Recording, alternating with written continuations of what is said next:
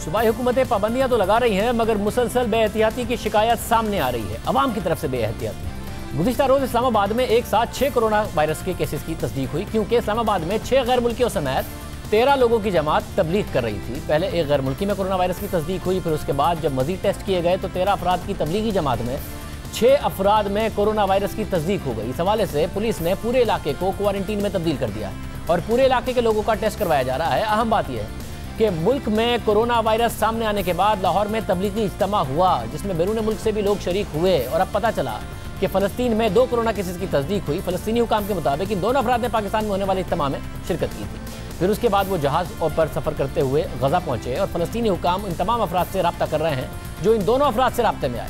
इसी तरह एक मजहबी इज्तिमा मलेशिया में कोरोना वायरस के फैलाव की वजह से हुआ और वजह बना, और रॉयटर्स के मुताबिक इस इज्तिमा में 16,000 अफराद ने शिरकत की थी। ये वो इज्तिमात हैं जो दुनिया में कोरोना वायरस फैलने के बाद हुए।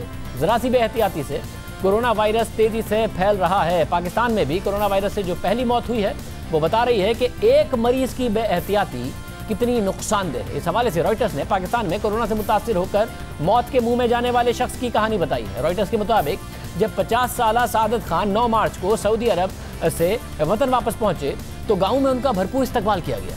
उनके एजाज में होने वाली दावत में तकरीबन 2000 लोग शरीक भी हुए और इस प्रोग्राम के ठीक 9 दिन के बाद सादत खान की मौत हो गई। सादत खान पाकिस्तान में कोरोना वायरस से मरने वाले पहले मरीज बन गए। रॉयटर्स के मुताबिक सादत खान के करीबी अफराद ने बताया कि वो जब एयरपोर्ट पर से उतरे तो पहले से बीमार थे। हालांकि मुल्क में 2 हफ्ते पहले कोरोना वायरस का केस सामने आ चुका था, मगर इसके बावजूद एयरपोर्ट हुक्काम ने बीमार होने के बावजूद उनकी स्कैनिंग नहीं की और सिर्फ फॉर्म भरने को कहा। सादत खान ने अपने मेडिकल फॉर्म में कोई बीमारी नहीं लिखी और वो एयरपोर्ट से निकलने में कामयाब हो गए। सादत खान ने 16 मार्च को अपने इलाके के ज़िला अस्पताल से रब्ता किया और बताया कि उन्हें बहुत शदीद खांसी है, बुखार है और सांस लेने में मुश्किलात हैं। डॉक्टर्स ने उनका टेस्ट किया और उन्हें क्वारंटीन में रहने का मशवरा दिया, मगर वो घर चले गए, क्वारंटीन में नहीं गए।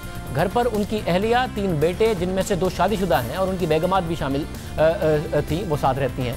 इसके अलावा 3 बेटियां और 4 पोते उनके घर पर थे। 18 मार्च को कोरोना वायरस की तस्दीक हुई और फिर उसके बाद उसी दिन उनकी मौत हो गई। उनकी मौत ने पूरे इलाके को खौफ में जकड़ा हुआ है, क्योंकि उन्होंने सैकड़ों अफराद से मुलाकातें की, इसलिए हर शख्स खौफजदा है।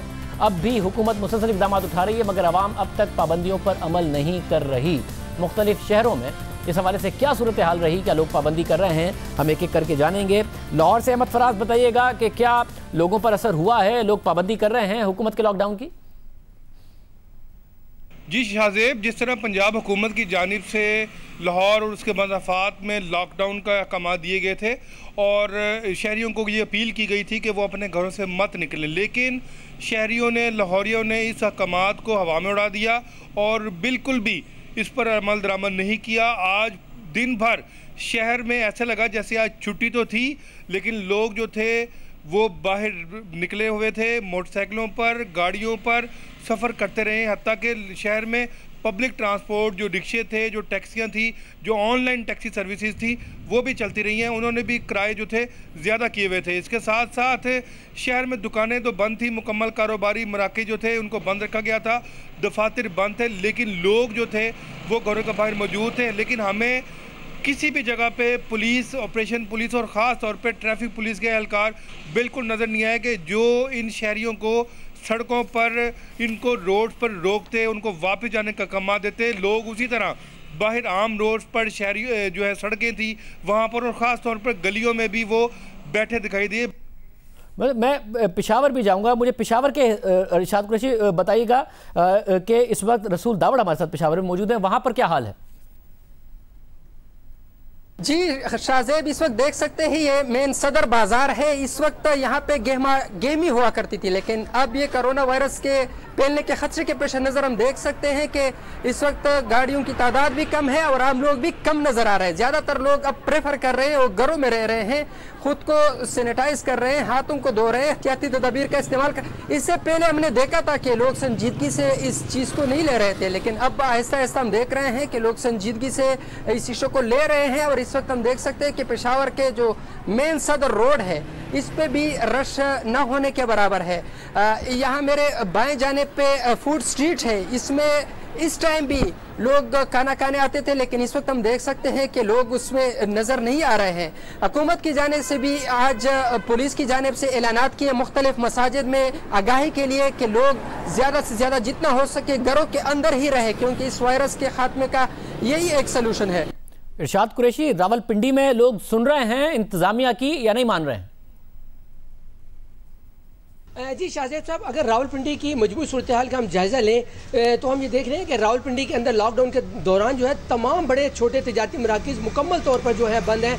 रावलपिंडी में मरी रोड, सदर, कैंट, राजा बाज़ार, इसके अलावा सराफा मार्केट, ये तमाम जो हम देखें बाज़ार बंद है। सवाए शाय खुर्द नोश की बेकरियों की दुकानों के अलावा जो है दुकानें तमाम बंद हैं और शाय खुर्द नोश की दुकानों पर भी हमें रश नज़र आया है और आज जो है इस पर हमें ज़्यादा अमल दरामद नज़र आया है। लेकिन चूँकि सुबह बारिश थी, मौसम सर्द था, लोग नहीं निकले, लेकिन 3 बजे के बाद हमने देखा कि एक बार फिर जो है शहरी सड़कों पर निकले हैं और मटर गश्त का सिलसिला शुरू हो गया। और वो जो कहा जा रहा है कि क्वारंटाइन में रहे, उसको जो है लोग फॉलो करने के लिए इतने ज़्यादा में तैयार नज़र नहीं आ रहे हैं। इसके साथ जो है पुलिस ने फिर कार्रवाई की थी। गुज़िश्ता रोज़ भी 70 के करीब अपराध को जो है गिरफ्तार किया था, उन पर मुकदमात दर्ज किए थे। और आज जब ये सूरत हाल देखी तो एक बार फिर पुलिस सड़कों पर आई और लोगों को जो है गिरफ्तार करने का सिलसिला शुरू किया, बाजार बंद कराए और जहाँ पर रश था वहाँ पर लोगों को जो है उन्होंने जो है लोगों को मना भी किया और कुछ लोगों को हिरासत में भी लिया। रावलपिंडी में भी ये हो रहा है कि लोगों को गिरफ्तार कर रही है। हालांकि वज़ीर आज़म तो आज कह रहे थे कि सिर्फ सिंध में ये हो रहा है, पंजाब हुकूमत रावलपिंडी में भी ये कर रही है। नदीम कौसर, कोयटा में इस वक्त क्या सूरत हाल है?